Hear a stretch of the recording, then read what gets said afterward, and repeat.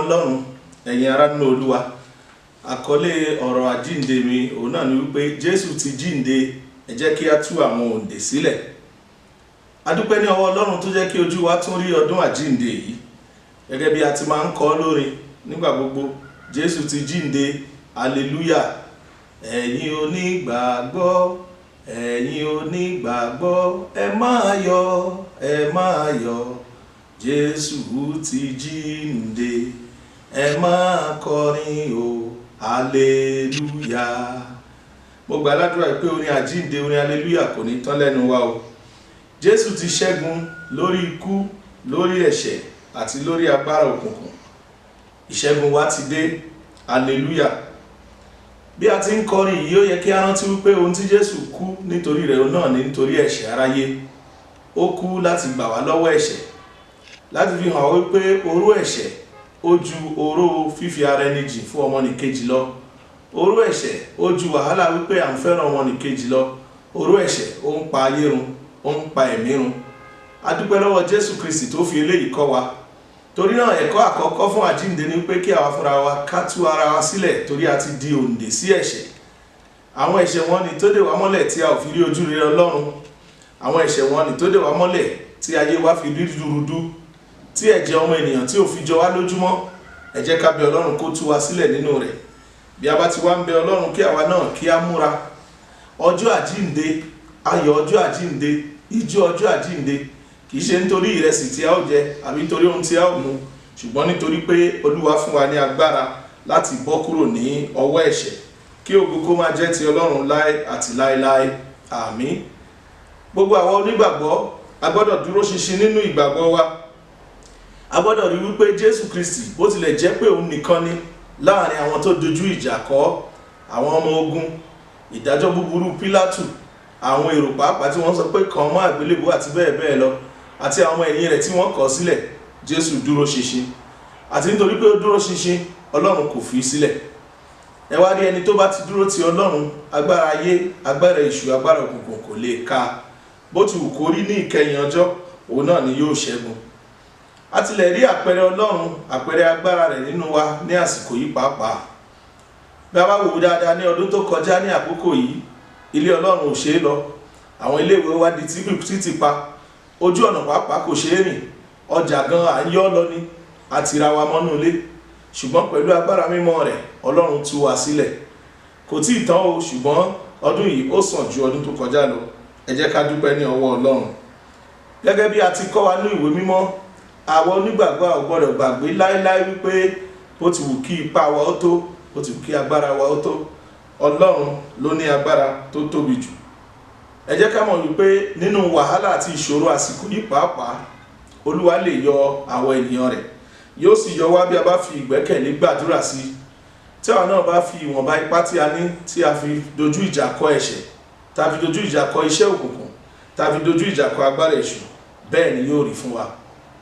Ẹ̀kọ́ pàtàkì kejì ni pé ìdí rẹ̀ tí Jésù fi kún fún aráyé òun náà ni láti sọ wá di ọ̀rẹ́ pẹ̀lú Ọlọ́run.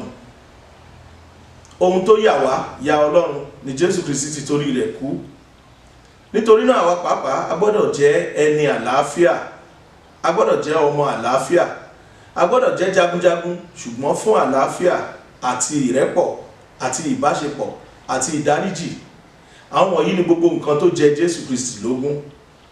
Ìwọ tó bá pera ẹni ọmọ àjíǹde tí ò ronú bí ó ṣe wà àlàáfíà láàrin ìwọ àti ọmọnìkejì rẹ, yálà nínú ilé, nínú ìjọ, nínú ìlú, láàrin ẹgbẹ́ àti bẹ́ẹ̀ bẹ́ẹ̀ lọ, o ò tí ì bẹ̀rẹ̀ iṣẹ́ o. Ohun tí a fi ń dá onígbàgbọ́ mọ̀, òun náà ni ọ̀rọ̀ àlàáfíà, iṣẹ́ àlàáfíà, iṣẹ́ ìdáríjì, iṣẹ́ ìbárẹ́pọ̀ láàrin àwọn ènìyàn àti bẹ́ẹ̀ bẹ́ẹ̀ lọ. Èyí ni a ó fi fìwà jọ Jésù Kristi. Gẹ́gẹ́ bí Paul mímọ́ pàápàá ti sọ fún wa nínú ìwé rẹ̀ kìíní sí àwọn ará Kọ́ríńtì orí 11 ẹsẹ̀ kìíní. Ó ní, ẹ fi ìwà jọ mí bí èmi ti fi ìwà jọ Jésù Kristi. Èyí ṣe pàtàkì púpọ̀ jùlọ. Àkókò àjíǹde yìí àti àjíǹde Jésù tún fi kọ́ wa wípé bó ti wù kí àwọn ènìyàn àbí orílẹ̀-èdè àbí ìlú kó dára tó, tí kò bá ní olórí tó dára, ìlú náà kò lè ní ìlọsíwájú. Jésù ni Ọlọ́run fi ṣe olórí wa.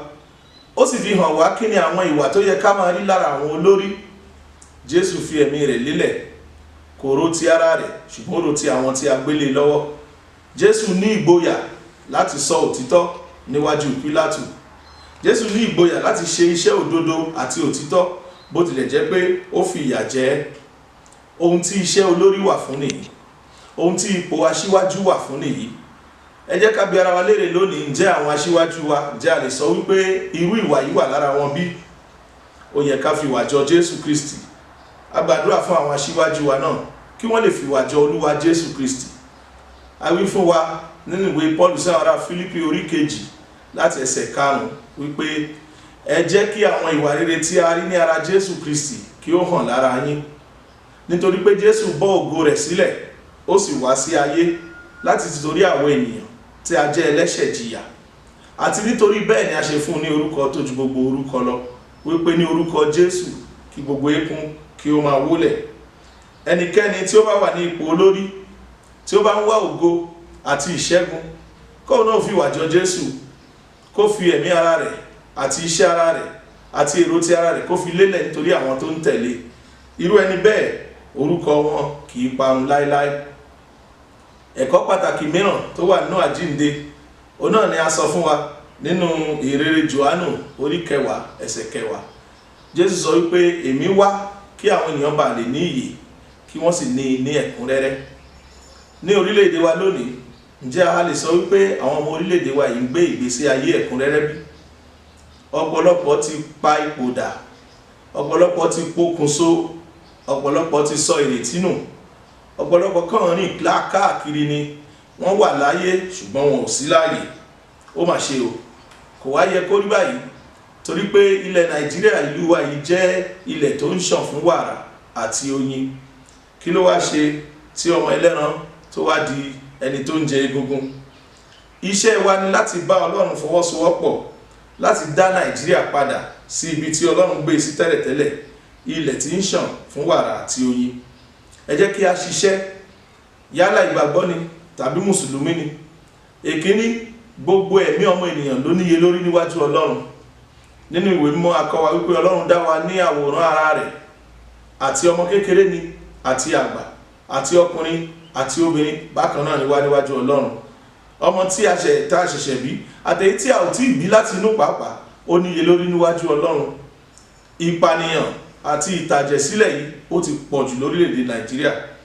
Ìdàrúdàpọ̀ àti ìbá ohun ìní tó níyewíye lórí jẹ́ ó ti pọ̀ jù. Eléyìí kò lè mú inú Ọlọ́run dùn. Bó ti wù kí Ọlọ́run fẹ́ràn wa tó, kò ní ṣe ohun tó yẹ ká ṣe fúnra wa fún wa. Àwa fúnra wa la gbọ́dọ̀ yí padà, la gbọ́dọ̀ fi ìwà jọ Jésù, la gbọ́dọ̀ ṣe ojúṣe wa láti tún ayé wa ṣe. Gbogbo àwọn tó ń gbé sùnmọ̀mí, àwọn tí wọ́n ń jíni gbé, àwọn tí wọ́n ń jalè, àwọn tí wọ́n ń kówó ìlú jẹ, gbogbo yín ni mò ń pàrọwà fún. Ẹ jẹ́ ká yí padà. Ìkórira àti ìwà jàgídíjàgan tó wà nínú wa kì í ṣe ìfẹ́ Ọlọ́run, bẹ́ẹ̀ kọ́ ni Ọlọ́run fẹ́ kó rí. Ọlọ́run ò sì dá ìwà jàgídíjàgan àti ìkórira mọ́ ẹnikẹ́ni. Ìrìn àjò wa láyé ló sọ wá di bẹ́ẹ̀, ṣùgbọ́n ó yẹ ká wà ní ìbárẹ́ pẹ̀lú Ọlọ́run. Mò ń pàrọwà sí gbogbo àwọn tí wọ́n ń ṣe iṣẹ́ ibi àti iṣẹ́ òkùnkùn. Orílẹ̀-èdè tí a wà yìí ẹ̀bùn Ọlọ́run ló jẹ́ fún wa. Ní àkókò àjíǹde, Olúwa Jésù Kristi tún pè wá pẹ̀lú ìfi ara rẹ̀ jì lórí àgbélébù. Ó ń pè wá pé bí a ti lè jìyà ní àkókò yìí, ògo ń bẹ ní ọjọ́ iwájú bí a bá faramọ́ Ọlọ́run. Ẹ jẹ́ kí gbogbo wa jọ̀wọ́ fọwọ́sowọ́pọ̀. Ní ilẹ̀ Nàìjíríà yìí, ọ̀pọ̀lọpọ̀ ènìyàn la sì lè pè ní àwọn ènìyàn onínú rere. Bá a bá jùmọ̀ fi ọwọ́ sowọ́pọ̀, agbára wa yóò ju agbára èṣù lọ. Bẹ́ẹ̀ sì ni ìfẹ́ Ọlọ́run jẹ́ fún gbogbo wa. Ẹ̀yin ará mi nínú Olúwa, báwo la ṣe fẹ́ ṣe àjíǹde pẹ̀lú gbogbo bí ìlú wa ṣe rí yìí? Báwo la ó ṣe ṣe àjíǹde tí ó dánmọ́rán pẹ̀lú àwọn tó wà lọ́wọ́ àwọn ajínigbé? Báwo la ṣe fẹ́ ṣe àjíǹde tí ó dánmọ́rán pẹ̀lú àwọn tí wọ́n wà ní ìbànújẹ́ nítorí pé wọ́n pa àwọn ènìyàn wọn ní ìpakúpa? Àwọn tó ti kú kí Ọlọ́run Olódùmarè nínú àánú rẹ̀ kó fi ọ̀run kẹ́ wọn. Àwọn ìdílé wọn kí Olúwa kó bá wa tù wọ́n nínú. Ṣùgbọ́n kò yẹ kó máa rí báyìí lọ. Bí a bá fẹ́ kí ayé wa ó dára, a gbọ́dọ̀ yí padà, a gbọ́dọ̀ ronúpìwàdà, a gbọ́dọ̀ tún ọ̀nà Olúwa ṣe ká bàa lè tún ọ̀nà ara wa ṣe. Mo rọ̀ yín, àwọn ènìyàn bíi Leah Sharibu, àwọn ọmọ iléèwé tí wọ́n jí gbé àti ọ̀pọ̀lọpọ̀ àwọn ènìyàn tí Nàìjíríà tiẹ̀ ti gbàgbé pàápàá tí wọ́n wà ní àkàtà àwọn ajínigbé. Bí ọ̀kọ̀ọ̀kan nù wọ́n bá ṣì wà ń bẹ̀, gbogbo wa lájọ wà ń bẹ̀ o. Aráyé sì ń fi orílẹ̀-èdè wa rẹ́rìn, kò sì yẹ kó rí bẹ́ẹ̀, nítorí pé kì í ṣe àwa ló burú fún jùlọ nínú gbogbo àwọn orílẹ̀-èdè. Ẹ jẹ́ ká fi ọlá àjíǹde Kristi ká fi pinnu gírígírí wípé ẹnì kọ̀ọ̀kan wa a ó ṣe ohun tó tọ́ láti ṣe àtúnṣe ní àdúgbò wa.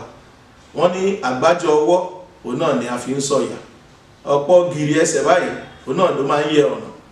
Bí gbogbo wa bá jọ fi ọwọ́ sowọ́pọ̀, a rí i pé mùdùnmúdùn àjíǹde, adùn àjíǹde yóò jẹ́ ti olúkúlùkù wa. Ìgbà mélòó náà ni a fi ń tún nǹkan ṣe, wọ́n sì ní ọwọ́ ẹ̀dá òun náà ló ń tún ohunkóhun ṣe. A ní ìgbàgbọ́ gẹ́gẹ́ bí Paul mímọ́ ti sọ nínú ìwé rẹ̀ sí àwọn ará Rómà orí 9 ẹsẹ̀ 28 wípé ohun gbogbo ó sì lè ṣiṣẹ́ fún rere fún ẹni tí Ọlọ́run bá fẹ́ràn, fún ẹni tó bá fẹ́ràn Ọlọ́run.